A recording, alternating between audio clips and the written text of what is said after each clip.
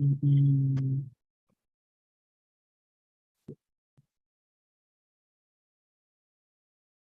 some stuff on the back side, and we'll get started.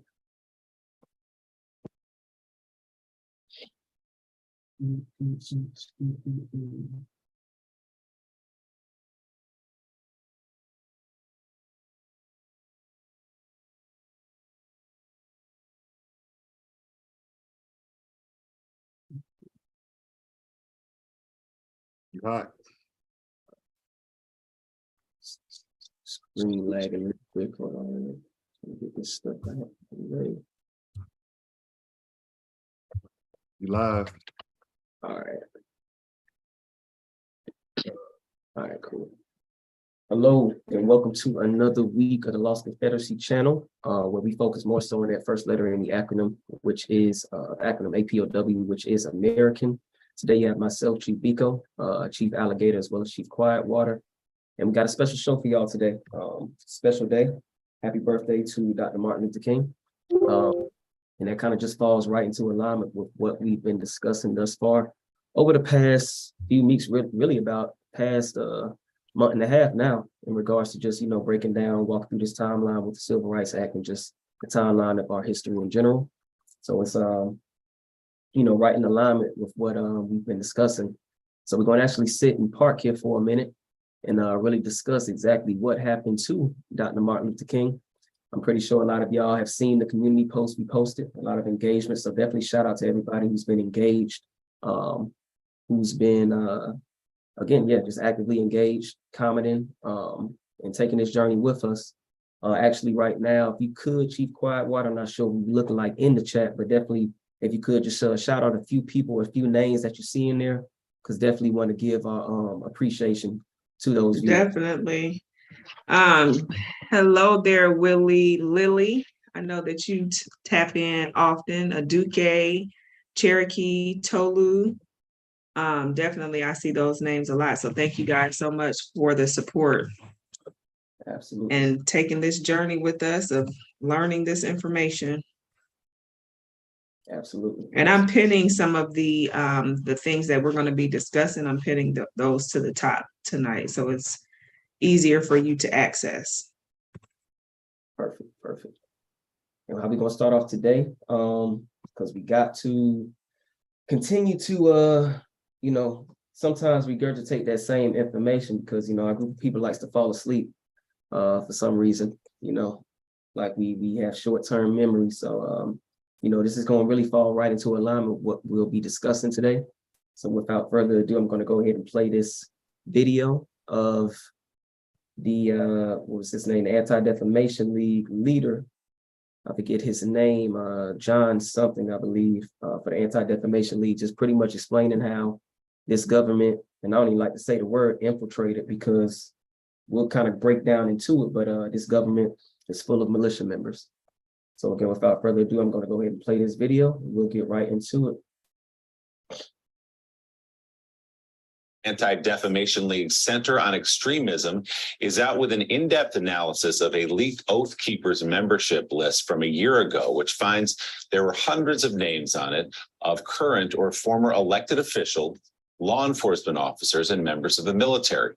The Oath Keepers are a far-right militia group, multiple members of which stormed the United States Capitol during the insurrection and then attack on January 6th. For more on this new report, CEO and National Director of the Anti-Defamation League, Jonathan Greenblatt, joins us now.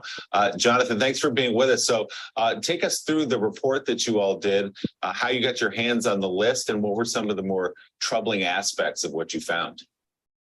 Sure. Thank you for having me this morning, Willie. And I will tell you, this is a chilling report, the likes of which we've never released before. Last September, ADL analysts were able to get our hands on a data leak of the Oath Keepers membership rolls. There were 38,000 names that were essentially pulled from their records and put out in the open. Our analysts pulled down the information before the Oath Keepers could pull it back. We used open source techniques, including public records, social media, and other methods to review every single name that we found. And I must say, We thought the Oath Keepers were a threat when they rampaged through the Capitol on January the 6th, but we had no idea just how deep the threat truly is. We found hundreds of active law enforcement members who are part of the Oath Keepers, 10 chiefs of police, 11 sheriffs, dozens and dozens of active members of the US military, some 80 individuals who were running for public office, almost 24 of whom made it through the primaries and will be up this fall. And look, you might not know all of these names. Many people might know Arizona State Senator Wendy Rogers, who still months after the terror attack at the Capitol proudly proclaimed that she was an Oath Keeper and supported the group. But I'm talking about a county commissioner in Nevada, a town justice in New York, a firearms instructor in Pittsburgh, a pastor in North Carolina, and it goes on and on and on. These are individuals with access and influence. These are individuals with resources and training. And these are individuals who have shown us they are willing to commit acts of sedition and violence against the US government. Jonathan, are you surprised at the extent of the membership of the Oath Keepers and other far-right groups who apparently, or maybe they do know, that the underpinnings of the philosophy of these groups are rooted in race and religion? In other words, they're against anybody who isn't white.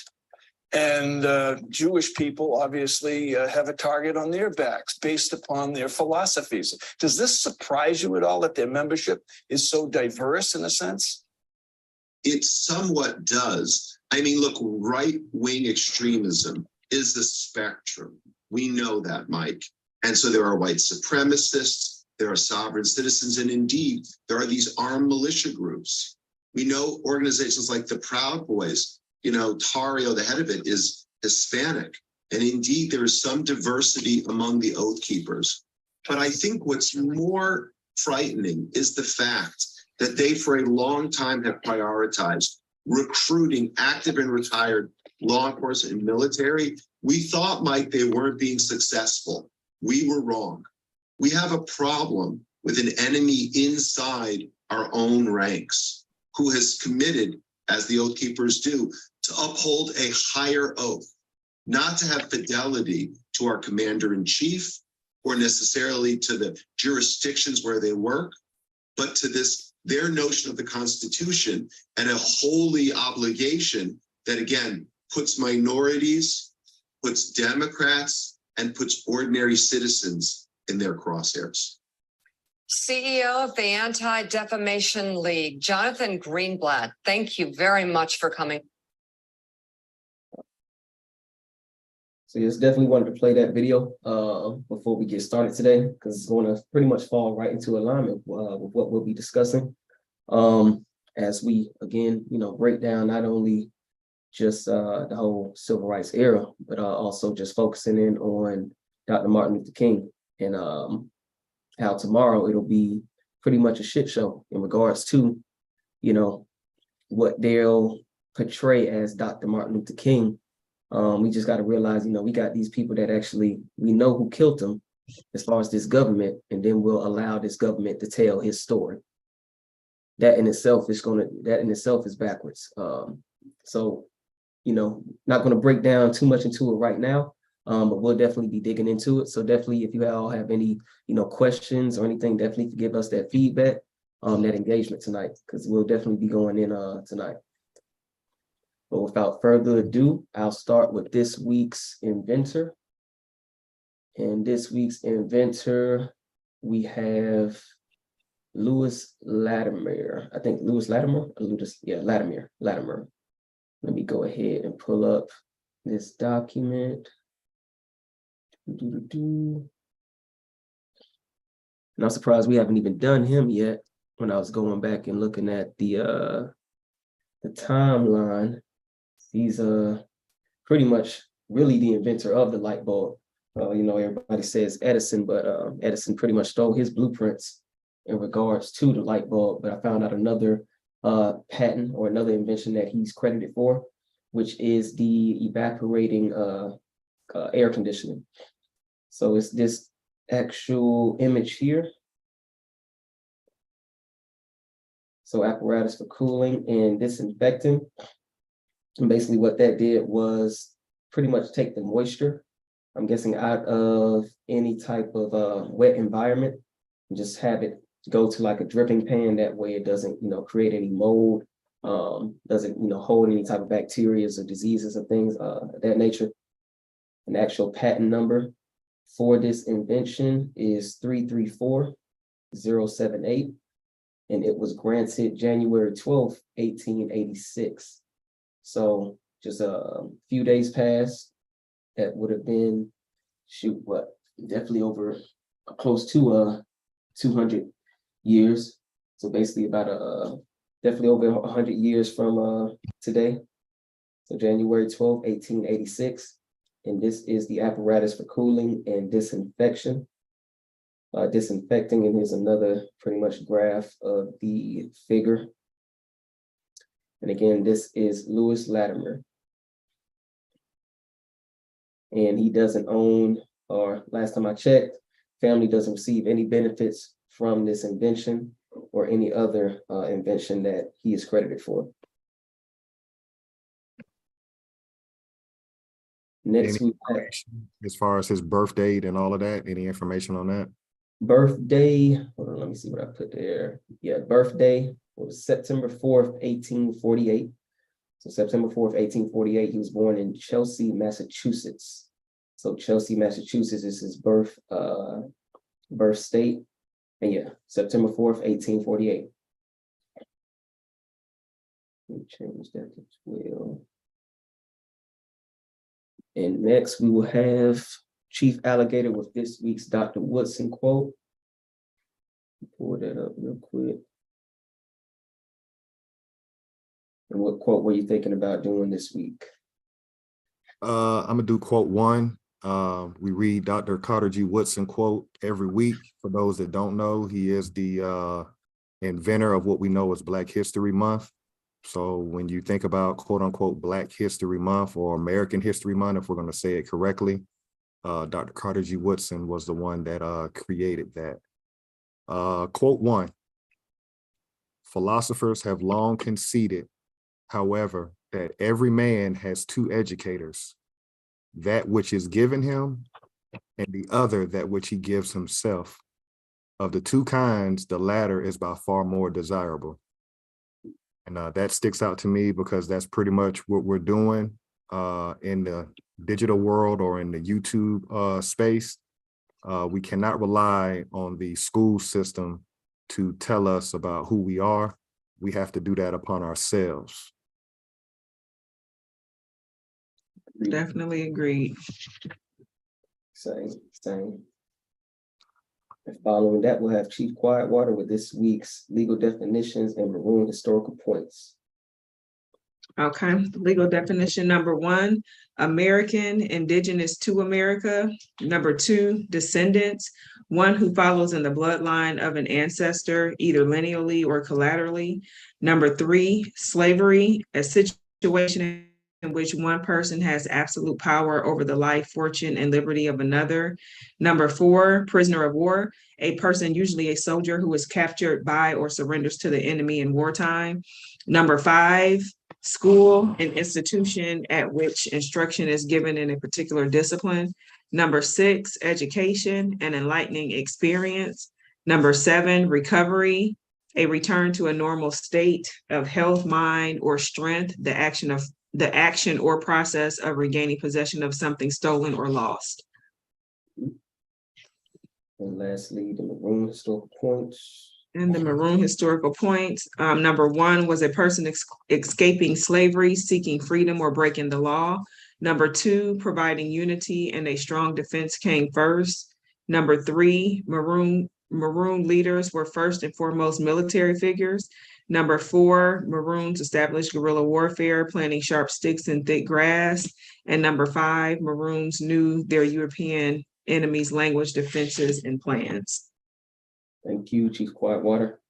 And just you reading that kind of reminded me, one of our subscribers, one of our fellow Americans had asked, why do we read the historical points, Maroon historical points? So I just wanted to get you all's perspective on why we read it, on why we read it.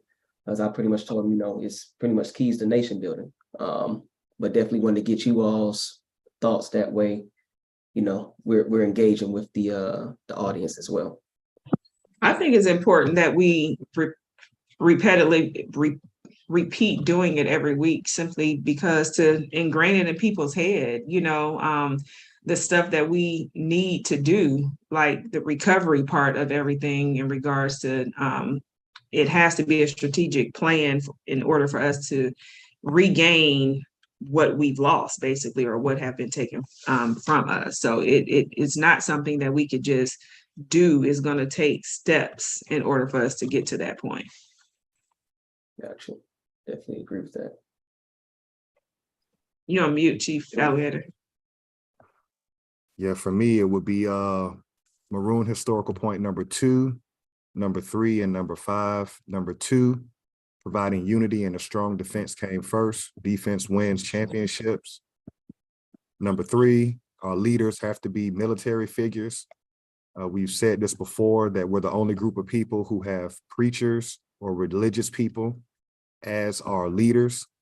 And we're going to get into one today. He was assassinated. So there was no defense set up for Martin Luther King. And then lastly, number 5, we have to know the Europeans' language, defenses, and plans. That's knowing our history, looking at, how we lost, why are we continuing to lose? So these points, we can take gain from everybody and rebuild ourselves. We're prisoners of war. Everything was taken from us, our language, our land, our culture. So yeah, we have to, in order to rebuild ourselves, we got to take the positive from everybody and then form like Voltron. Absolutely. Absolutely. That's, like you said, that's going to pretty much segue us right into our topics for this evening. Again, happy birthday to Dr. Martin Luther King. But definitely we gotta address reality right now.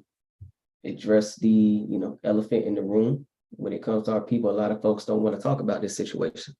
Don't want to talk about what happened during the 60s, prior to the 60s, civil rights era, things of that nature. So that's what we'll be addressing today. And we're gonna just walk down this timeline to show exactly not only what took place, but what continues to be the same reoccurring thing. Oh yeah, definitely drop those. So the first thing we're going to kind of go over is, also, connects with us in regards to why we played that Oath Keepers video in the beginning, was because it said that the militia had infiltrated this government. I don't even like to use the word infiltrated, because hell, this government's founding father started the militia, which was Benjamin Franklin. So how can something be infiltrated when it was founded on or founded by an actual founding father of this government, which is Ben Franklin? So I'm going to actually pull that document up. I'm just going to read through, not all of it, of course, but just point out some certain sections, because it's going to help connect the dots with what we'll be discussing today. So let me share my screen. And then we'll also be, of course, dropping those links for you all as well.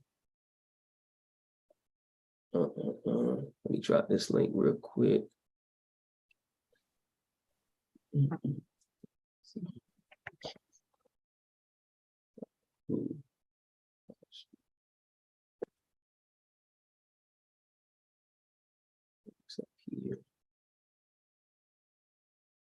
All right. So, kind of what I wanted to point out today was, even if we have, those groups of individuals, as Chief Alligator stated, our leaders are always those preachers or religious figureheads. Even those people who are practicing nonviolence still has to understand, just like the Maroon historical point stated out, that a strong defense is necessary. Like, that's necessary for nation building. We can't have freedom without the protection of said freedom.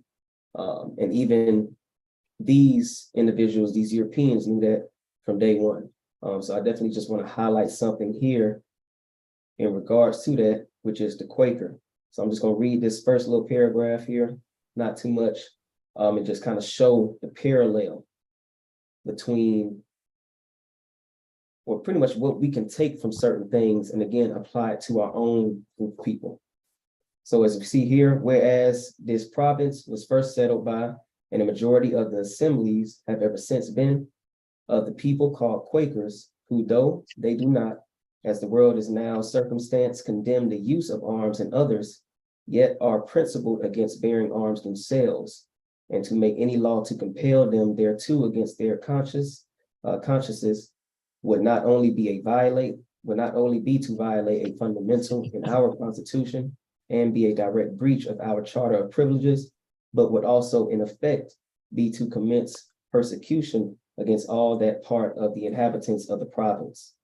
So kind of just break that down a little bit. It says, although they are not against the use of arms, they understand that's not a part of their beliefs, but they're not opposed to those who are willing to pick up arms to defend themselves.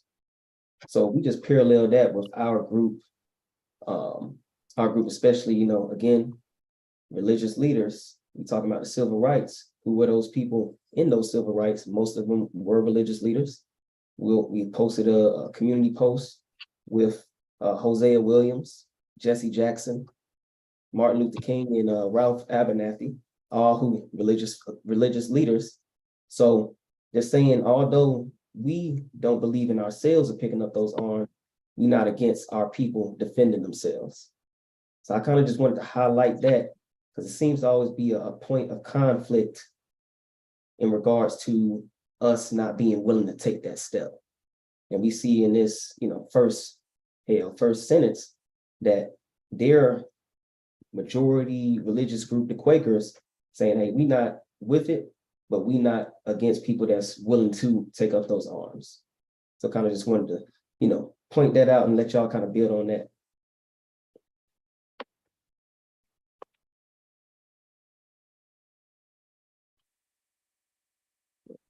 Yeah, it's pretty much self-explanatory. Can you dig a little deeper in this and get to the terms of how their militia would operate with the mile radius section?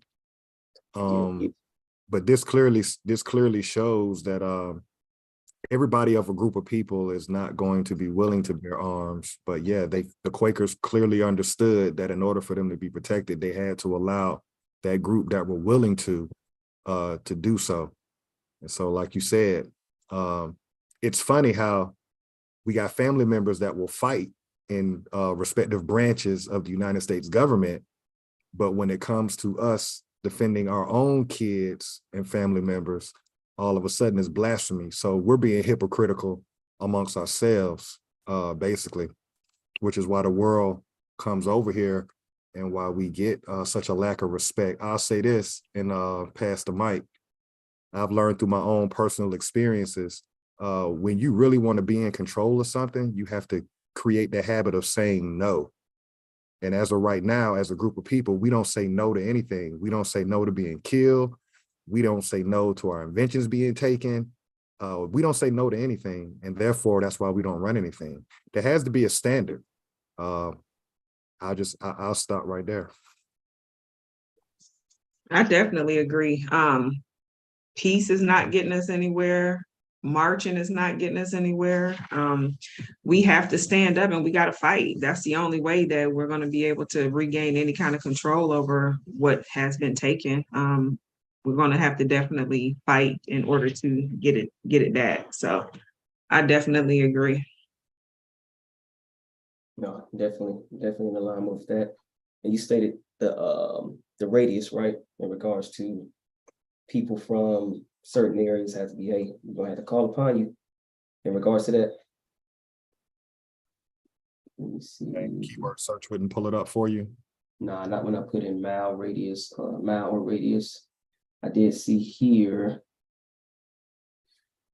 Let me see. Which articles of war, when made, as aforesaid, shall be printed and distributed to the captains of several companies I then distinctly read respective companies that all and every captain, lieutenant, ensign, or other freeman who shall after at least 3 days consideration of said articles volunteer sign the name in the presence of someone justice of the peace, acknowledging his having pursued or perused or heard the same distinctly read, and that he has well considered thereof and is willing to be bound and governed thereby, and promises obedience thereto to his officers accordingly, shall thenceforth be deemed well and duly bound.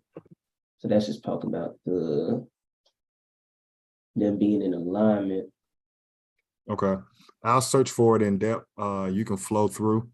I'll pull that up and we can double back on that. Okay. Just for continuity's sake.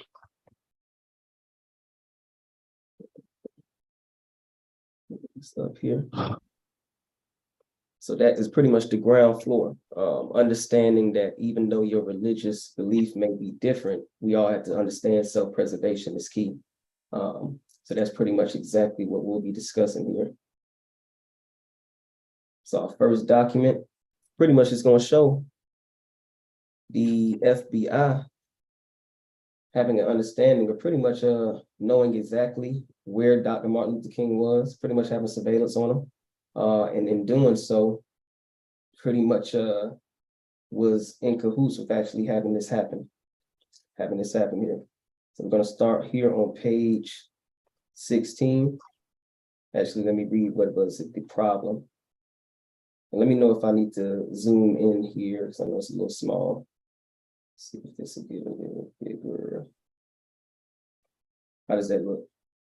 Looks good on this end. Pretty good, okay. So we'll start here. And this is introduction, the mission of the task force, the problem. So on November 1st, 1975, William C. Sullivan, former Assistant Director, Domestic Intelligence Division, Federal Bureau of Investigation, testified before the Senate Select Committee to study governmental operations with respect to intelligence activities. He related that from late 1963 and continuing until the assassination of Dr. Martin Luther King Jr., King was the target of an intense campaign by the FBI to neutralize him as an effective civil rights leader. Let's just pause right there and sit in that. So within this first three sentences, they're saying that the FBI intentionally targeted Dr. Martin Luther King. And not only did they target him, they wanted to neutralize him. Neutralize meaning kill. We're not even into the document yet, but this is what their own protective agency underneath the United States government, the FBI, is stating. Putting surveillance on a, remember, non-violent civil rights leader and stating that, hey, we have to neutralize him as an effective civil rights leader. Anybody kind of want to build off of that? Because again, we're highlighting that, again, this military occupation, but also just this warning that's being had on our group of people. You know, we listened to some videos early in the week from different platforms stating about, you know, certain procedures when it comes to this judicial system. But we're seeing here, it really don't matter what you're doing. They're willing to kill somebody who's not even violent. Yeah. And the fact that they even started, like you said, it didn't take them long to get into the document, but the number one, the problem, correct. It says right there, how was he posing a problem when he was trying to be nonviolent and be peaceful in regards to trying to get things in line for us, you know? So definitely they had an agenda from day one. I think they had an agenda and they followed it all the way through the end, something that we literally do not do. But they put it in writing and they followed it through to the end. Yeah, and it's interesting that we're doing this today in honor of Dr. Martin Luther King Jr. And where we are right now on this channel is in the Civil Rights Act of 1964. So what was going on was intense military occupation. And we understand the European likes to use different words. So they'll hide behind intense military occupation and call it segregation or call it Jim Crow laws at the state level. And so we was on Copper Empress channel last week, building on 40 acres and a mule. So we understand that we were owning and controlling the Southeast region of North America, but through their military, they had us up under war law. Here you have a religious leader or a preacher of Christian faith. And we also touched on that on Copper Empress channel, that we don't serve the same Lord. Here's somebody with Bible in hand trying to remove intense military occupation, which they call it segregation. And that's deemed a threat by a federal agency called the FBI. And they're using the word neutralize, which is a military term for kill. So we're going to read through this document, and we're going to learn what it's like to be a leader. I'll say that as well. You know, heavy is the head, or heavy is the cost of somebody who wants to step out and be a leader of something. We can never really relate to the mental anguish, the fear that his wife, his kids, and himself and everybody who was around him had to go through, knowing that these people are hunting you down and accounting for your every move up until the moment you died. And I'll throw this one sidebar in. They're doing the same thing with our rap artists today. They have a hip hop police. They're always policing us. The FBI tracks our artists. They don't have a country police or a rock and roll police, but they got a hip hop police. So anytime we organize or anytime we're in a group, it's a threat to them. And it's not racism, y'all. It's war. I'll stop right there. Excellent point. Excellent point. And that kind of just leads us right into this next sentence. Sullivan stated that in the war against King, no holds were barred. Wow. So just as Chief Alligator just stated, it's not racism. It's not any derivative of, segregation of Jim Crow. It's military occupation, and it's constant warring against our group of people. As he stated, if you have power and influence to not only galvanize people, but bring people together, especially our group, then you will be looked at as a threat. And with that threat, the FBI, the CIA, which any other alphabet group you want to call, this government will try to neutralize them in some form or fashion. So that's a perfect example there. Perfect example. I'm just going to finish reading off this, and then we'll jump to another page that we'll be pretty much discussing here. So Senate Report number 94755, final report of the Select Committee to study governmental operations with respect to intelligence activities.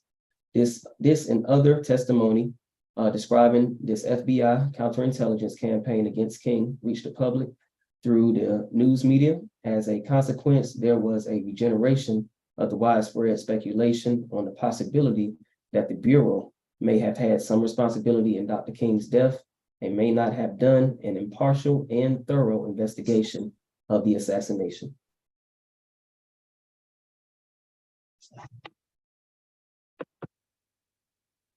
I'm gonna drop down here to page 16.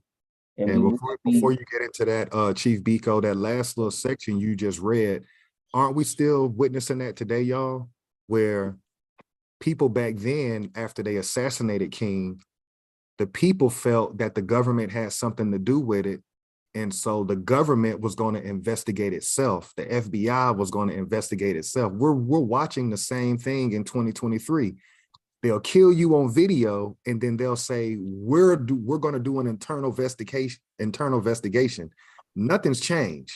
Right. How can they investigate themselves? Correct. And not be subjective. Right. We've seen the play multiple times that they gonna let they folks walk scot-free. Right. So yeah, we have to have our own form of investigation, our own anti-defamation league, our own, our own organizations like this to actually get the justice that we're seeking, because trying to get it within their system, the same system that continues to kill us and continues to occupy us as a whole, is not going to give you that justice. Exactly. That's just plain and simple. And let me just look at some of the things in the chat. Noble Anthem Bay, I seen something, it's going too fast. Basically saying that they will do anything to keep their rule. Definitely, they stand united, and I think that we allow them to continue their rule, and we're participating in the government, so it's making it a little bit more easier for them to continue doing what they're doing. Absolutely. Absolutely. Should be clear right there. So I'll start here on this bottom paragraph. Dr. King made his first visit to Memphis in support of the strike on the night of March 18th, 1968. On that occasion, in addressing an estimated crowd of 9,000 to 12,000 people at a rally sponsored by, I'm trying to see, I'm not sure what this is. Looks like CIME at the Mason Temple. He called for a general protest day on March 22nd, 1968. All Blacks were asked to not go to work or school on that day and were urged to participate in a massive downtown march. Dr. King and his party stayed at the LORRAINE Hotel, 406 Millbury Street, on the night of March 18th, 1968, and left Memphis shortly before noon on March 19th, 1968. Ostensibly to go to the state of Mississippi in connection with the POCAM. The city of Memphis was virtually paralyzed by a 16-inch snowfall on March 22nd, 1968, resulting in the postponement of the planned mass march on March 28th, 1968. Dr. King returned to Memphis on the 28th, arriving at the airport approximately at 10:22 a.m. By the time approximately 5,000 to 6,000 people, about half of whom were of school age, had congregated at the Claiborne Temple located at 280 Hernando Street for the start of the march. According to the plan of the march, the sanitation workers were in front with the remainder of the people following behind.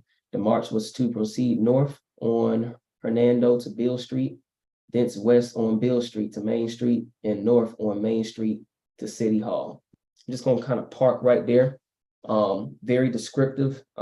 This in itself just shows the surveillance that they had on Dr. King, how they can be so descriptive, how they can be so accurate, even in regards to, timing of arrival from, planes and airports, stating, approximately, at this time, having a head count of how many individuals were in attendance. So just going back to what Chief Alligator stated earlier, we're the only group that has, policing for our group, no matter what their field of operation is, whether they be an entertainer, a religious leader, whatever, you want to call it. We're the only group of people that have, this type of surveillance being put on them. And you can see that they're doing it in great detail. Did anybody kind of want to build on that? Yeah, let's just remember, this is quote unquote a man of God, a man of faith. This wasn't the Black Panthers. This wasn't the Deacon of Defense. This wasn't men or women that were armed. This is a man with the Bible in his hand. And like you said, they were basically manhunting. They were accounting for his every move. And this was 1968. Here we are in 2023. And we can just go back 3 years to 2020, where we're coming up on 3 years in March. We can just go back to 2020. We're insane at this point because we're doing the same thing over and over again, expecting a different result. Had he had a defense team that was watching the FBI while the FBI was watching him, he might still be alive today. But again, this just shows the lies that they will tell and hide behind religion, when in reality, they was on gangster time. They was on demon time, as the generation says now. Chief Quietwater? No, I agree. They were definitely, like you said, if he had people on defense on his side, like you said, he probably would be alive today. I definitely agree with that, for sure. Same. I'll continue here. The march got underway at approximately 11 a.m. and had proceeded to Hernando and Bill before it was joined by Dr. King. When the front of the march, led by Dr. King, reached Main Street, teenagers and young adults at the rear of the march near 3rd and Bill, 2 blocks from the front of the march, ripped the signs off their poles and began breaking store windows and looting. Mass confusion developed and the police moved in to quell the disturbance. The disruption of the march caused Dr. King's aide to commandeer an automobile, and Dr. King and his party were escorted by police to the Rivermont Hotel, operated by Holiday Inns of America. Dr. King left the march at 11:15 and checked into the Rivermont Hotel at 11:24 a.m., where he stayed until March 29th, 1968. Dr. King and his party were scheduled to return to Atlanta on March 28th, 1968 at 9:05 p.m. via Eastern Airlines, and were scheduled to leave Atlanta the morning of March 29th, 1968 for Baltimore. Thus remaining in Memphis on the night of the 28th was a change in plans. The city ordered a 7 p.m. curfew, and approximately 3,500 members of the Tennessee National Guard were called out to end the violence. Let's stop right there. Let's stop right there for a second, Chief Biko, if you don't mind. We can see 2 different jurisdictions, which you just read. We saw Memphis police, and you got the FBI at the federal level tracking Dr. King. So the federal jurisdiction, they're sitting back watching the melee and the windows being broken, and they're not going to intervene. And then you got the Memphis police escorting them to the hotel. They know the time he checked in, the whole 9. The fact that it was a change of plans, so phones are tapped. The level of surveillance is what I want to bring out as we read this. It was a manhunt. I'll stop right there. Yep, and Definitely. oh, go ahead, Dad. No, I was just gonna say, yeah, the surveillance was top notch. No, for sure. And kind of like you just brought up with the whole 2020 situation, who did they call upon when we were out there in mass in regards to protesting, George Floyd's murder? National Guard, right? So again, we see here who they bring out when it comes to our group. And like you said, jurisdiction is non-existent when it comes to our group. We need all hands on deck. So like you said, you not only have, of course, Memphis Police Department, but you also have the FBI. You also have the National Guard. You also have other members, other organizations, say a Ku Klux Klan. You can name them, probably one phone call away. And like you stated, we just connecting the dots with that Militia Act, being able to call upon these individuals in these areas if you're in a certain radius. That's what it looks like right now in regards to what we're reading. Correct. And the FBI already admitted that these were kids. Mm-hmm. They knew that they were unarmed. They didn't say anything at this point that these people were armed, but Correct. Just the fact that our prisoners of war are starting to get out of hand in Memphis, that calls for the city police, the National Guard, and then you got the FBI tracking somebody who they want to neutralize. So again, no other group of people has ever been treated like this in America but us.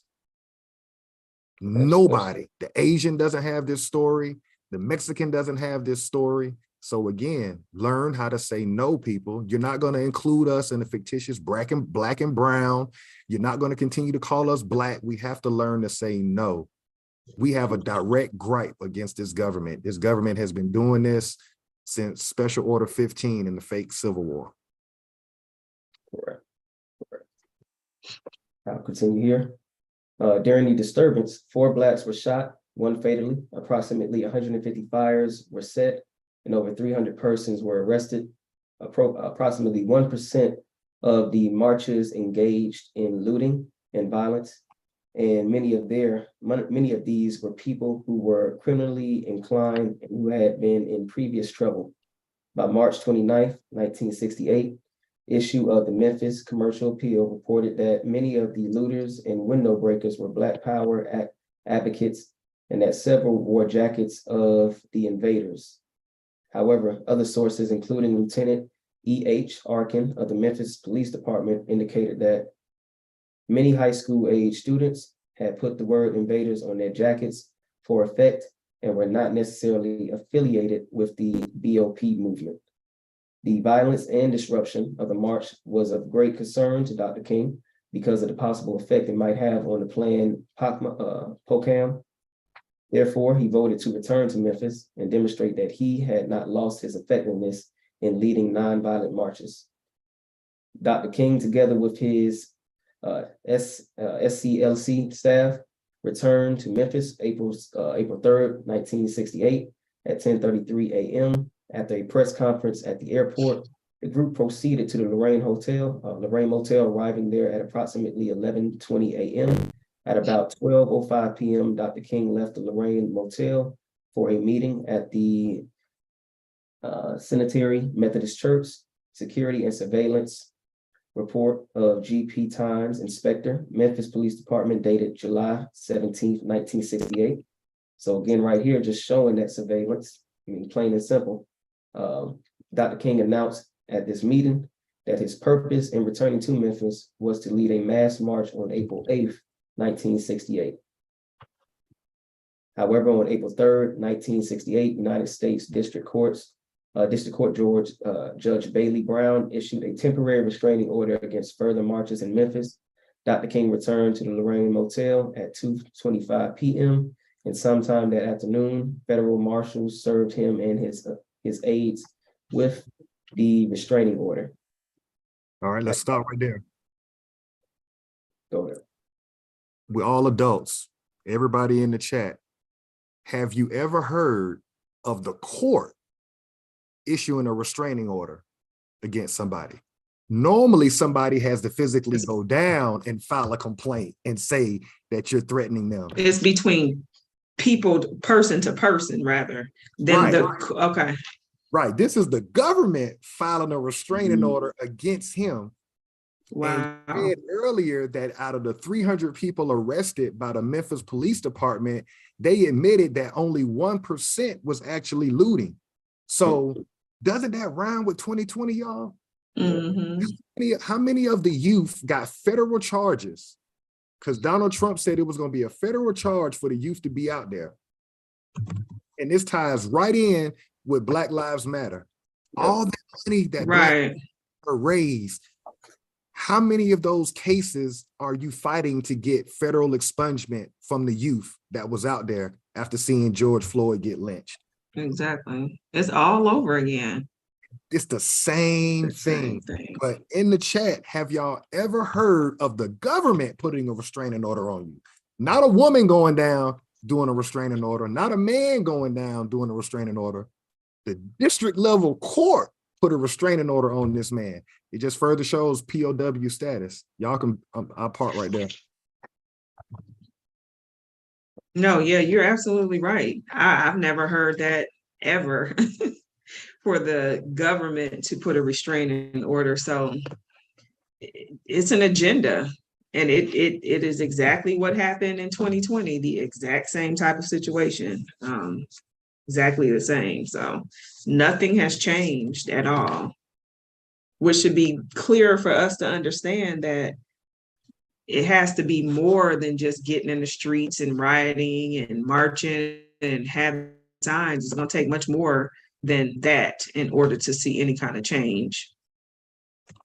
Yeah, I mean, both of y'all just pretty much broke it down precisely. Like you said, never heard of a restraining order being from a court to a person. Like you said, it's usually something that's done person to person. And that just highlights that, you know, our, professionals of our group in regards to, you know, law and legal will say, you know, we have to go through procedure, but obviously it's the hell with procedure when it comes to our group of people. So like you stated, trying to go through procedure, that shit is all null and void. That doesn't matter when it comes to us. Right. We want to create something to make sure you are in a spot or make sure you're, you know, not moving how you need to be moving. So we're not even going to worry about our, you know, justice system or whatever that maybe because one, it don't even apply to you, and two, nah, you're not going to be able to work within our system anyway. So that's kind of what that highlighted too for me. I'll continue here. At approximately 4 p.m., Dr. King and the SCLC staff met with the BOP group, at which time Charles Cabbage requested money to institute BOP plans to start a liberation school and a Black co-op. Dr. King agreed to use his influence to secure funds for BOP, and Reverend Andrew Young agreed to help write up a plan.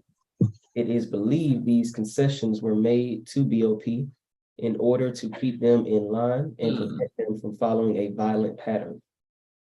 On the night of April 3rd, 1968, Dr. King spoke to approximately 2,000 persons at the Mason Temple. He emphasized that the scheduled mass march must be held on April 8th, 1968, to refocus attention on the 8-week-old sanitation workers' strike. After the speech, Solomon Jones Jr., serving as Dr. King's chauffeur, drove him back to the LORRAINE motel. Dr. King told Jones to report back on Thursday morning, April 4th, 1968 at 8:30 a.m. because he had to appear in court in connection with a restraining order. All right, stop right there for a second, because you're saying a lot. You mentioned Andrew Young. How did the FBI know that Andrew Young was going to write up the plan? How did the FBI know what he said to the chauffeur? That means that there was wiretaps all within the camp. Yeah, how are they knowing all of this? And basically, they were using them to silence the people, basically, right? Yeah, but it sounds like here, this last part too, it is believed these concessions were made to stop a potential violent pattern. So again, how do you know there was some conflict if you weren't in that room, or if you didn't have a bug in that room? Who's talking to the FBI about potential concessions? You know what I'm saying? Like, nah, that don't make sense. So no, great point out right there. Yeah, all of this detail and all of this back and forth, yeah, you have to have a plant in these locations for you to know this type of information. Correct. Somebody's wearing a wire. Yeah, plain and simple. So we jump down here. Dr. King's activities on April 4th, 1968. According to Mrs. Georgia M. Davis of Louisville, Kentucky, she, Reverend A.D. Williams King, Dr. King's brother, and Mrs. Lucy Ward arrived in Memphis April 4th, 1968 from Florida, and registered at the LORRAINE Motel at approximately 1 a.m. Upon inquiring about Dr. King, they were told that he was attending a strategy meeting at a church. The three then went to church, but Dr. King was not there. Returning to the motel, Dr. King's brother, Mrs. Davis, and Mrs. Ward conversed in room 207 until they observed Dr. King along with Reverend Ralph Abernathy and Bernard Lee getting out of a taxi cab in the motel courtyard at around 4:30 a.m. Dr. King was invited to room 206, where he visited with his brother, Mrs. Davis, and Mrs. Ward until about 5 a.m. He then went to room 306, where he and Reverend Abernathy were registered. About a half hour later, Dr. King went to room 201, where he visited with Mrs. Davis for approximately 1 hour. Afterward, he returned to room 306 for a strategy meeting scheduled for 8 a.m. Let's see here. Solomon Jones Jr., Dr. King's chauffeur, returned to the LORRAINE Motel at about 8:30 a.m. to take him to court.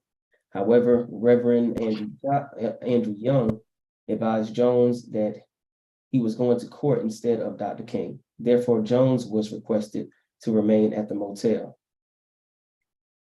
Dr. King remained at the motel the entire day, returning to room 201 at about 1:30 p.m. to visit Mrs. Davis.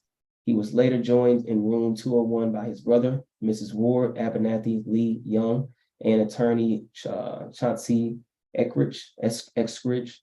The group conversed about until 5:45 p.m. when Dr. King announced they were going to dinner at the home of Reverend Billy Cowles. En route to room 306 to dress, Dr. King saw Solomon Jones Jr. in the motel courtyard and told him to start the car as they were preparing to go to dinner. Part right here. And this is all from an interview. It's stating here with Mrs. Georgia M. Davis. And the level of detail, again, it's Right. clearly, it's one thing, we're talking 1968. So of course the military will roll out technology decades later to the public. But it's one thing to have a phone tap, maybe have a bug in a vehicle, but for them to know this kind of intricate information, Exactly. that Andy Young was going to go to the court hearing versus King, somebody was wearing a wire. Correct. It's too much detail. Yeah, for this to be just straight off of somebody's memory for an interview. Unless they're writing stuff down, and even with that, it's still, yeah, still not really connecting. Let me see here. Okay. Well, 23. At approximately 6 p.m., Dr. King and Reverend Abernathy started to leave room 306. Reverend Abernathy stopped for a moment, and Dr. King walked out onto the balcony just outside the door to the room. He saw Jones standing beside the car on the ground level and began conversation about the weather. Jones advised Dr. King that he should put on a top coat as it was cool outside. During this conversation, Dr. King was facing west and Jones was facing east and looking up at Dr. King from the ground level. As Dr. King acknowledged Jones's concerns about getting his top coat, Jones heard a sound which he thought was a firecracker, and Dr. King fell to the floor of the balcony in front of room 306. Jones immediately called for help, and a number of Dr. King's aides, who were either in their rooms or standing in the courtyard, rushed to his side. Part right there for a minute. So again, just this detail, again, knowing exactly what was said, what was the conversation about, in regards to, again, it being cool, how they said he stopped for a moment, as far as Reverend Abernathy stopped for a moment, didn't actually step outside. Yeah, definitely sounding like a plant to me, like somebody's wearing a wire, or this is a whole setup. So we're going to ask a question. If we all agree that somebody had to be wearing a wire, who was sharing a room with Dr. King? Abernathy. Okay. And it gets deeper in this document, because conveniently the fire station was evacuated. The Memphis police at the city level were conveniently evacuated. This was orchestrated by the federal government to the city government down to King. Well, let's go ahead and get into it then. It seems like this is what we're going to be talking about in this last couple pages here. So we have FBI intelligence and local police activities. FBI informants, Robert G. Jensen, the special agent in charge of the Memphis field office, and Joseph Hester, case agent, for Merkin, have unequivocally assured the task force that there was no electronic surveillance of Dr. King in Memphis. Bullshit. It was explained that Memphis was not in the mainstream of Dr. King's SCLC activities. However, FBI agents did observe the sanitation workers' strike activities for intelligence purposes in the Memphis Police Department, and confidential paid informants did supply information to the field office. Our investigation disclosed that there were 5 paid confidential informants providing intelligence regarding the racial situation to the Memphis field office on a continuing basis. The intelligence coverage provided by these individuals related to the activities of the Nation of Islam, Black students, associations of MSU, students of a democratic society, Black organizing power, Black United Front, Afro-American Brotherhood, invaders, and the sanitation workers strike. I'm just gonna pause right there.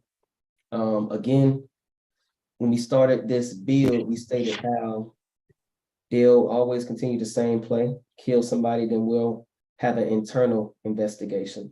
This is exactly what they're doing right here. Our investigation disclosed. So the same people who are in question of conspiring to kill Dr. King are going to hold the investigation on themselves. Make that make sense. Makes no sense. Make that make sense.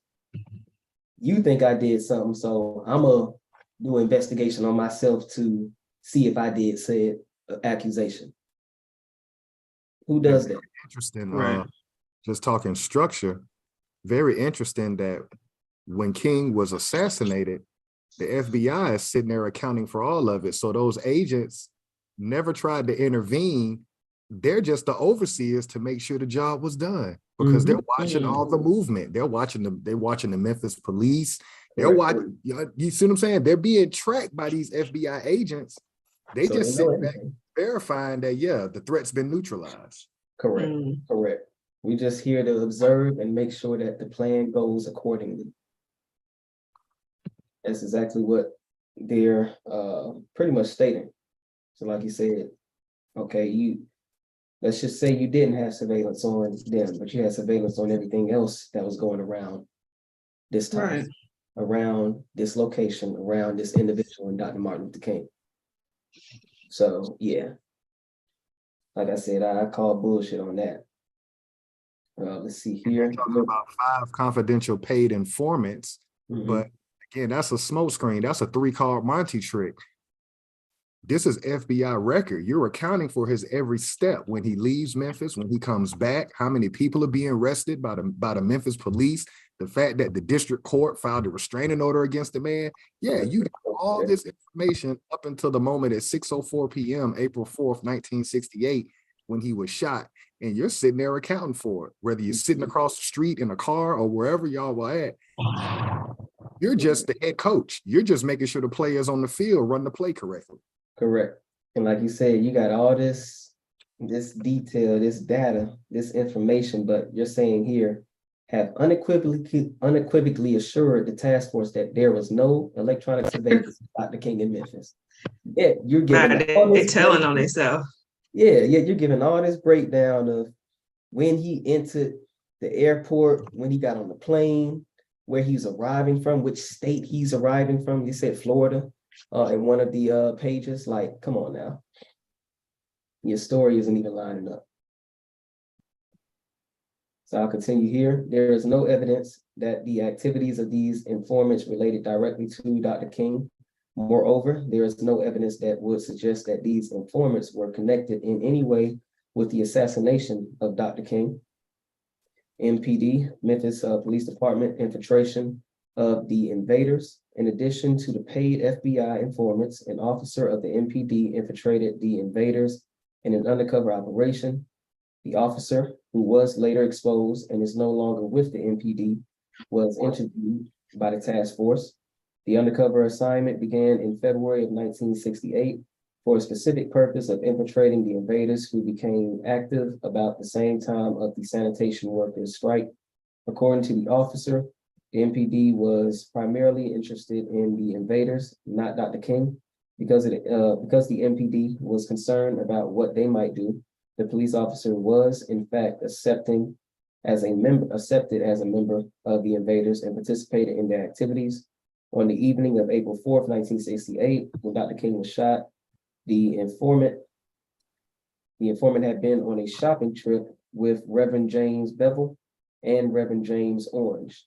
The informant said he returned to the LORRAINE Motel at approximately 5 p.m. and was standing in the motel courtyard at the time Dr. King was shot. He is positive that the shot that killed Dr. King came from the rear of the buildings, which front on South Main Street. And so all of that is just motion. That's just like, for those that watch football, that's just a man in motion. You know, he gonna make sure he out shopping, make sure he's back in position, you know, to confirm the kill. So again, the fact that we as a group of people are still out here marching and screaming, no justice, no peace, you're sitting ducks. Because if they assassinated a preacher, then what do you think they'll do to the everyday person that stands up for this group with this prisoner of war status on the land? And again, they hide behind the word desegregation, and they'll hide behind the word racism. This isn't racism and this isn't discrimination. This is military occupation, and they were willing to neutralize somebody who was willing to stop intense military occupation. So if it wasn't for him being killed in the civil rights movement, we would have grown up under intense military occupation. So I think that's the one thing that we all, we can all kind of pick this thing apart and see, what happened and where the flaws, where the ball got dropped. But it took this just to be able to go to school with these people, just to be able to go on the side of town and not have to use a green book, which is what my back screen is showing. This would be my grandparents, because my parents were in high school in the late 60s. So this would have been my grandparents' generation. You see what I'm saying? So for those that are US citizens under this government on the land called North America, you don't date back to this time. And that's what we're saying the whole time. Our bloodline goes back prior to this. So now in 2023, we're supposed to just be one happy melting pot. When your people come from another landmass, we don't have the same story. We don't have the same seniority on the land. You haven't contributed the same way that our bloodlines have on this land. So we're not equal. And we're not just going to be lumped in as people of color, minorities, all these adjectives. No, we are the American, and we've been held prisoners of war on our own land. I'll stop right there. Absolutely. Exactly everything that you just stated right there. And again, just showing that timeline, showing that breakdown, showing the flaws within their own documentation, saying there wasn't any surveillance yet. You're given all of this this super detailed reporting of Dr. King's movements, and this here is just kind of this last 2 paragraphs are just kind of discussing some theories that were out there in the early 2000s, late 90s in regards to what actually happened. If there was people, set them up, things of that nature. So I'll just read this off. Matter of fact, let me try to make this a little bigger for you. Before you do that one, can you go to the other document with James Earl Ray? Okay, you want the background? Yep. Gotcha. So we've already read how the FBI was tracking King prior to assassinating him. We understand that at the city level and at the federal level, the parties that were involved. So let's learn a little bit about the person that got life in prison, which was James Earl Ray. And again, this is our history. So we would still be under military occupation today, if it wasn't for this movement and it wasn't for, MLK, Malcolm X, the Black Panthers. A lot of people lost their lives to end extreme military occupation on this land. So let's see a little bit about the person who they ended up sentencing for the one shot, one kill of Dr. Martin Luther King. I just want to highlight a few little key points, not getting too much into his background. Again, we will go ahead and provide this this link for you all to read through at your own. But definitely just want to highlight some few points. I just pinned it to the top. Okay, perfect. So it says here, he was stationed in West Germany, where he was charged with drunkenness and breaking arrest. Ray was discharged for ineptness and lack of adaptability for service in December 1948. So it does look like he was a part of, what is here, part of the Army, actually did enlist in the Army. So that was one thing showing here that kind of stood out to me. But then also just, ineptness, somebody not able to perform a function. So what that means to me. So this is the person that made one shot, one kill on Dr. Martin Luther King. Okay. if that's what they're trying to go along with here. Let's see here.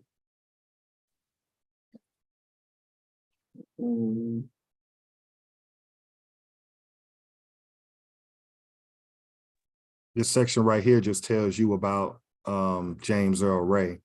You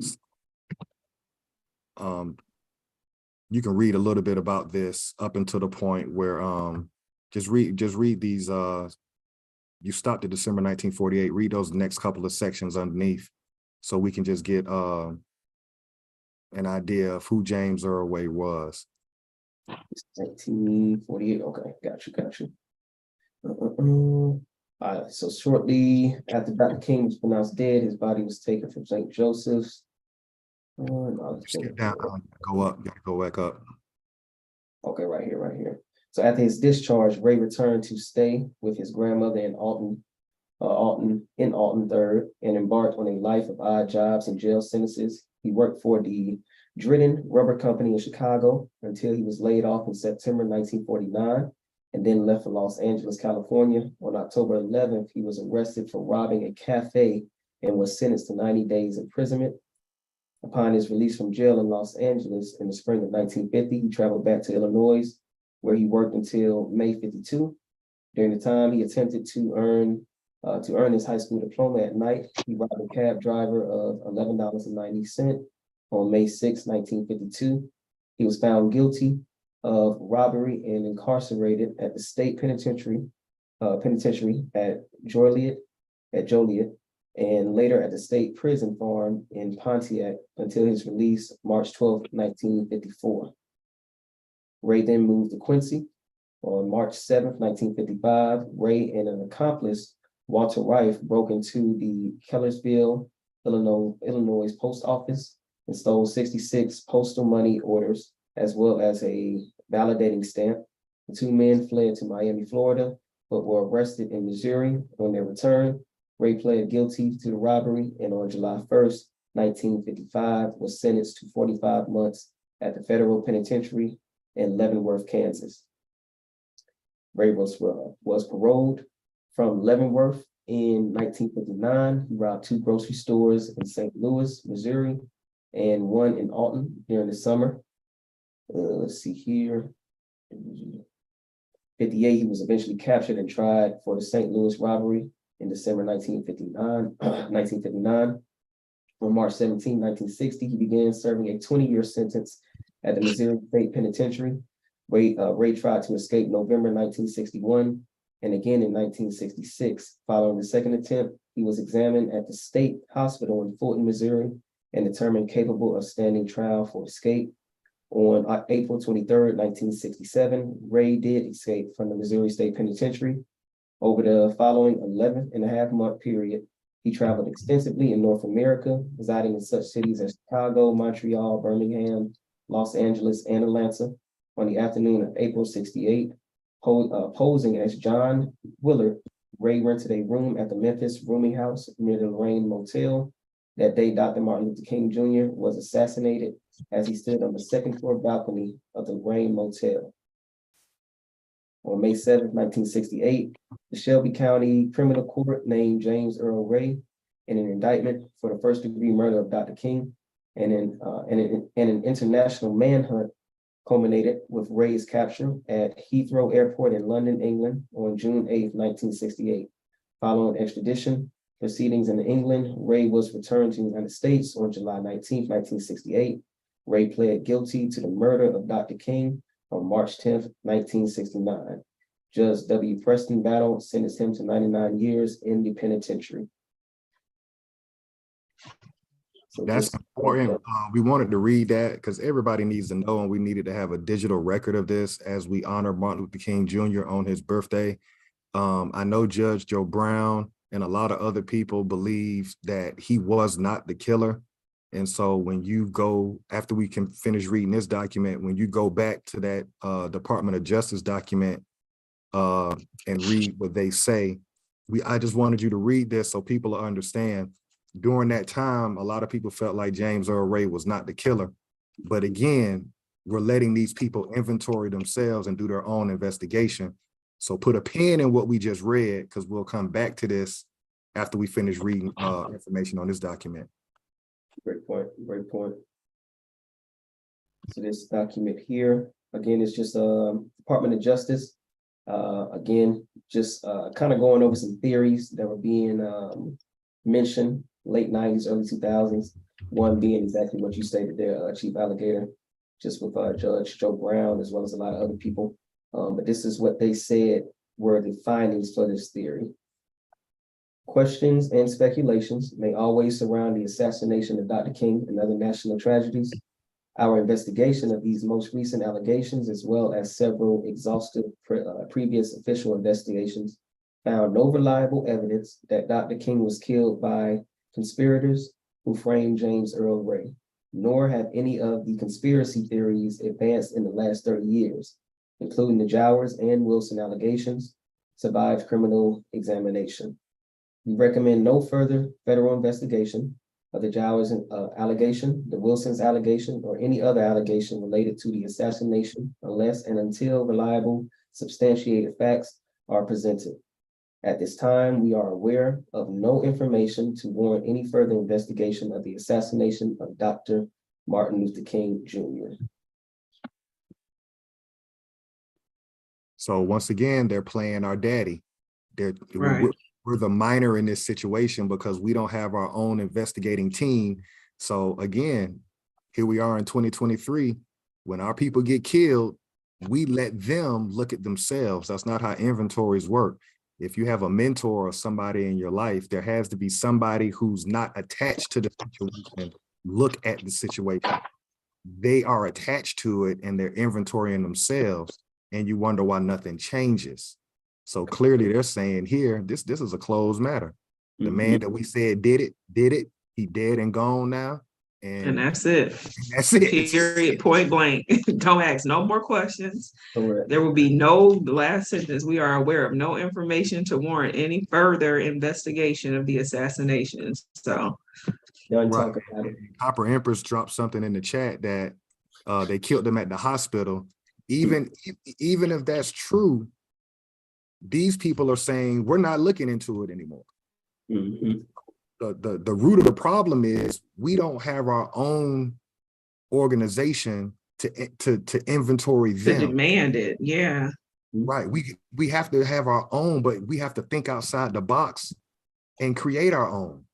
That's our problem. So when things happen to us, these chief of police get in front of the video and it's the same script. You know, it's unfortunate, such and such was killed on this date at this time. We're doing an internal investigation. You know, he'll be on paid leave. You know, how many times we see the same script over and over and over again? Yeah. Yeah. Yeah. And shoot, last but not least, definitely wanted to highlight this and shout out to, I believe her name was Michelle Marquise, for providing this document. And what she found was basically the laws of war. And we're just going to read a few of these articles and they're going to pretty much rhyme perfectly with exactly what we read, not only in that FBI document, but pretty much what we've been talking about our whole time on this on YouTube, which is just our military occupation and us being prisoners of war. So definitely want to shout out to her because again, there's no big eyes and little U's. We're all in this together, all able to provide information, proof of claim, and that's what we love to do. So I'll start with, let me Hold on see. one second, Chief Go Biko. Chief Quietwater, can you drop the link on what he's about to read in the chat? I did. It's pinned to the top. Okay. So yeah, now we're going to read laws of war. Somebody put in the comment these laws of war. So we're just gonna go ahead, Chief Biko. Okay. So I'm gonna read, let me see, Article 52. No belligerent has the right to declare that he will treat every captured man in arms of a levy in mass, basically a group, as a brigand or bandit. If however, the people of a country or any portion of the same already occupied by an army rise against it, they are violators of the laws of war and are not entitled to their protections. So anytime you try to rise up against us, you will not have any of these quote unquote prisoner of war protections. So basically all no punches are gonna be pulled. What did that document say? And I'll pull it back up in regards to Dr. King, that they were pretty much barring no punches. Like we needed to neutralize him. So all rules of engagement are off the table. We just need to make this shit happen. That's exactly what this pretty much article reads to me. Anybody want to build off that? Yeah, let's make that come alive. That if you could highlight where it says, if, however, in Article 52, the second sentence, if, however, the people of a country, us, that's us, y'all, or any portion of the same already occupied by an army. We know that from Special Order 15 from last week on Copper Empress channel. Rise against it. They are violators of the laws of war and are not entitled to their protection. We just read when them teenagers in Memphis started looting in Memphis, they took that as a rise against them. And so they got 3,000 National Guard down there. King gets killed. The Civil Rights Act of 1964 and 68 gets passed, and you specifically were never written into the law and protected. Now let's tie that into 2020. George Floyd gets killed. Our people take to the streets, so you rose against them again. And they put the George Floyd Act in the trash can last year, and they never ended qualified immunity. So under laws of war, anytime you step up, all that means to them is you just fucked up because now we're not going to protect you. And I'm going to say this. I am 100% sure this government has never and will never write a law specifically for us. They can't do it because they never included you during the civil rights era. Right. They said there's no real way to right the wrong because, right? Right. So what I'm saying is they're always going to call you minority, underprivileged person. But at the state level, they were warring against you under terms like no coloreds allowed, no Negroes allowed. But the federal government will never specifically write something for you. It's always going to be broad, ambiguous terms. Always. And I challenge you to challenge your senator. If you want to participate in this government, challenge them to say, I want to see y'all write a bill and use no other language other than American or Negro. Or, you understand what I'm saying? They're never going to do it. They can't do it. Well, straight up. Absolutely right. And yet it's just, I mean, you can't make this up, man. You can't make this up. Like it rhymes exactly with what the documents have been saying. And just to go back, what did it say?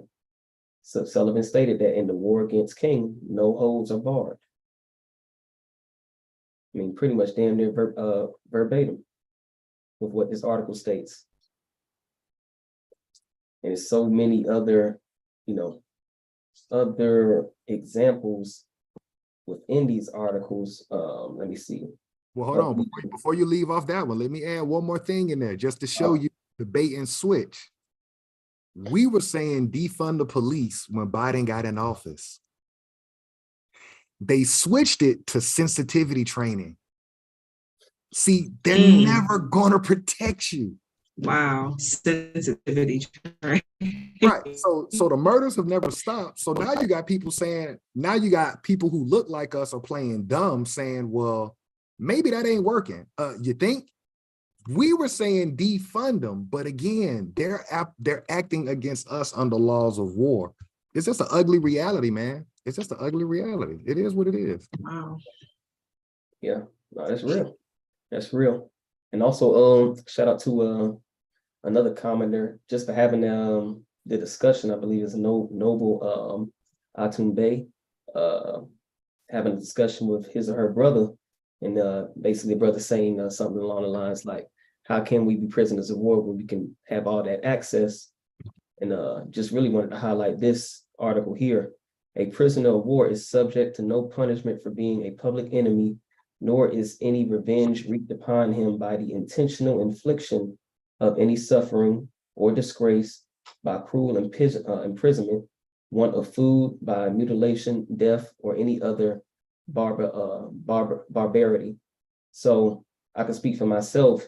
When thinking of prisoner of war, I'm usually thinking, prior to learning this information, and prior to actually walking through this history, I'm thinking of a tin cup, man behind bars, rusted jail, getting fed scraps, and the only water source is coming from like a damn hole in the wall type shit. So Right. we confuse privileges underneath this occupation for freedom.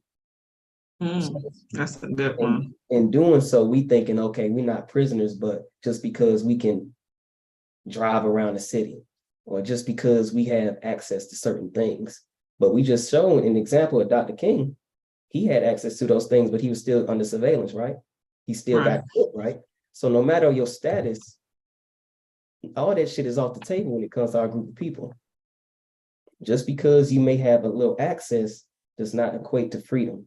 You still under military occupation. And that just kind of, drove that point home to me. It's not looking like, cruel imprisonment or you just wanting for food, although they still are killing us, mutilating us. But as a picture, that whole image of, that I described, that's not what a prisoner of war is. And that's pretty much what this article kind of pointed out to me. And it's it's unfortunate that tomorrow, when they recognize his federal holiday, you're not going to get any of this information tomorrow through mainstream media. Mm-hmm. You're going to get an edited version of his "I Have a Dream" speech. Right. And you're going to have people from all over the world saying that that was his dream, when the truth of the matter is it was to end intense military occupation, aka Jim Crow laws, aka segregation in the South. So the lies have never stopped, but the only way the lies stop is when we know our history. When we know our history, then we know what to stand up for and check people on. Mm-hmm. Most of the people that are here, that are immigrants, that are melanated, they came after 1968. Mm-hmm. Kamala Harris is a prime example. Correct. You had people who look like us trying to convince you that she's one of us because she went to an HBCU. Bullshit. Mother is from India and her father's from Jamaica. That's why knowing our history is important. Right. Her family came here once the United States government opened up and said, hey, we're going to allow citizenship to the whole world. We're going to allow everybody to right to vote. We're going to allow everybody to come over here and not have to worry about being Jim Crow or intensely military occupied. So everybody comes over here and then they look at us with disdain because we don't know our history. Exactly. So tomorrow, and she know exactly where she came from. Right. And tomorrow somebody, and it's not going to happen, but at some point, people have to stand up and put some respect on the King family and on our history on this land and say, no, this was not for everybody. Right. This was because we couldn't go to certain restaurants downtown. Whether you played for the Boston Celtics, rest in peace, Bill Russell, right? Or whether you was the heavyweight champion of the world, at that point, Cassius Clay, which is the reason why he changed his name and threw the damn gold medal in the Ohio. What river is that up there? The Ohio River? Yeah. So it's like, we don't really, we gotta know what happened with us and stop letting these other people shoehorn their way into our struggle. Right. The civil rights movement was to end intense military occupation. It wasn't to blend everybody in. Let's be clear on that. Mm-hmm. And you're absolutely right with that too. Just like you kind of brought it up earlier, getting away from this black term, we got to first address, stuff like that as well, because Congressional Black Caucus, now you see why they put all minority communities. They're not just specific to quote unquote Black people, because they're not even American. A lot of them people in that Congressional Black Caucus, guarantee pretty much have similar stories to Kamala Harris. So now you can see why they're never specific to our group, and they're pretty much broad and ambiguous. So because they know who they are. So they're like, nah, I'm gonna help my people under the Right, guise of exactly. being Black. So, you know, it's just, again, the same play, just different players at this point. And we just have to be more aware of it, just on a more massive level.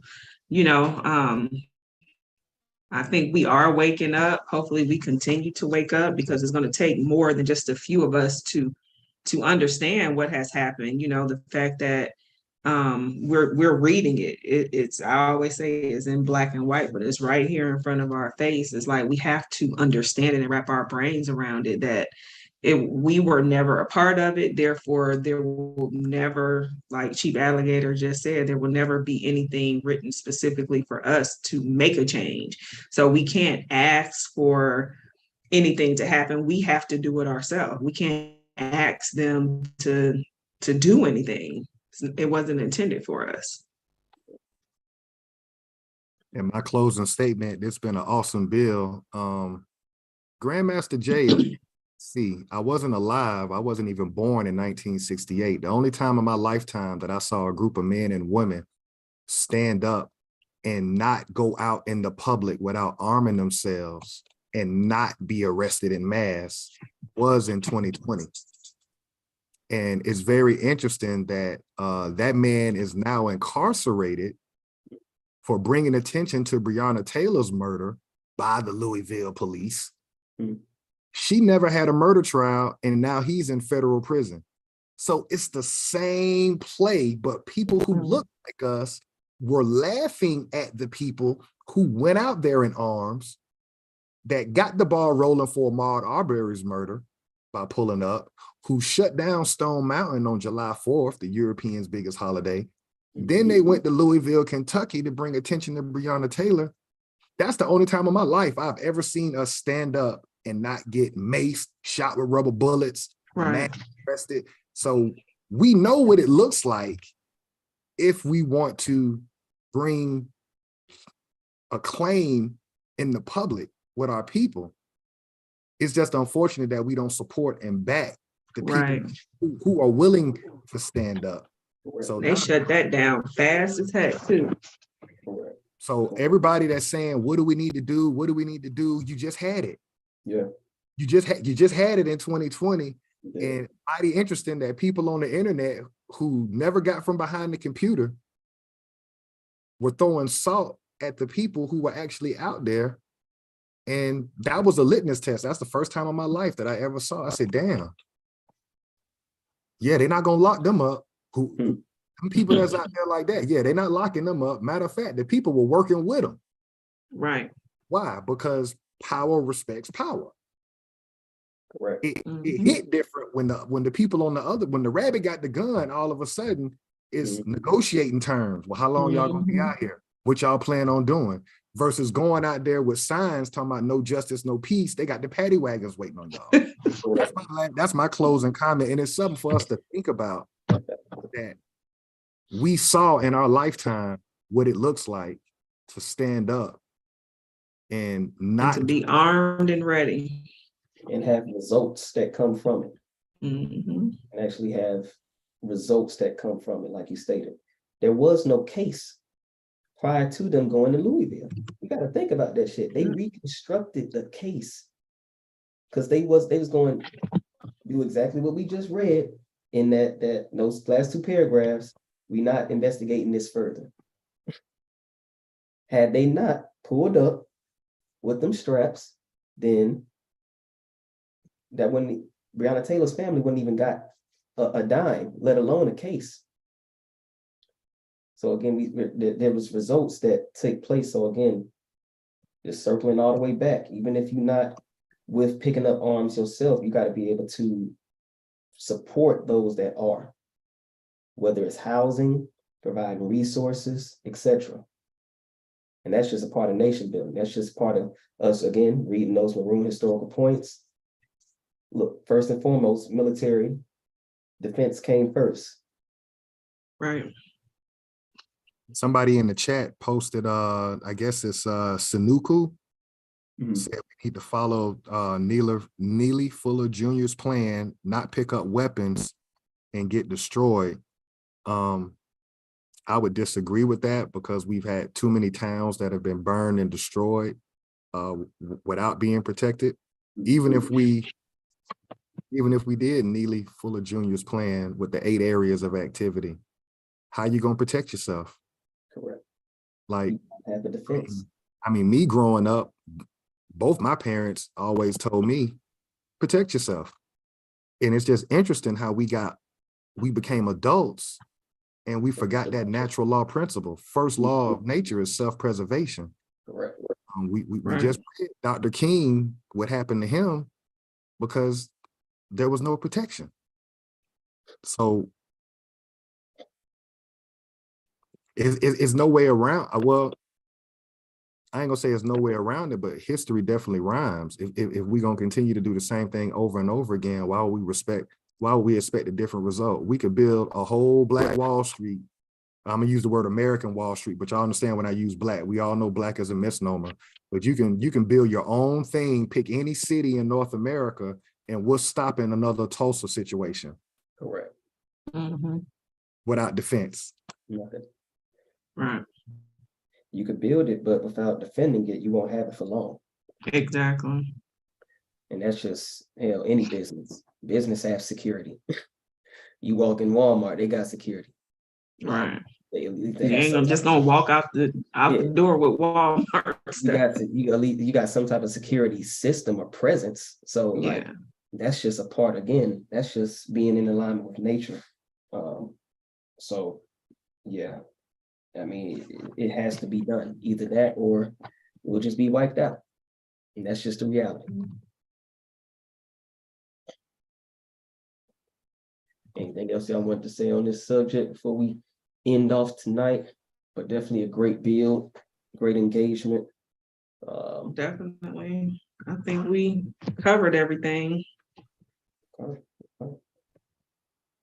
Yeah, we definitely need to know that information regarding Dr. King, because we all pretty much stated on this live. Tomorrow we're gonna see the same stuff. Yeah. I have a dream speech, but we're not going to address what really happened like we did today in regards to this man's murder. And then all of those who kind of pretty much reap benefits off of it. So.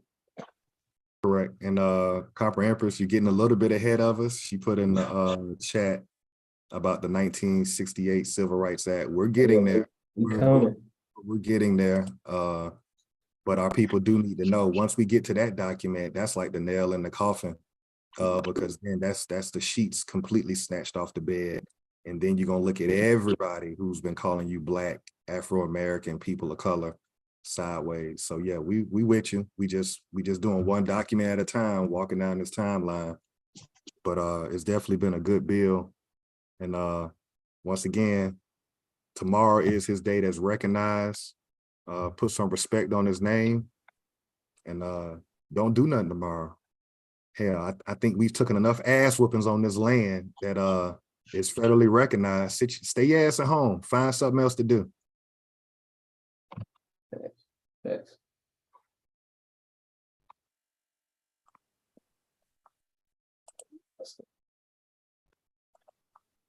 All right, so we stopped the live.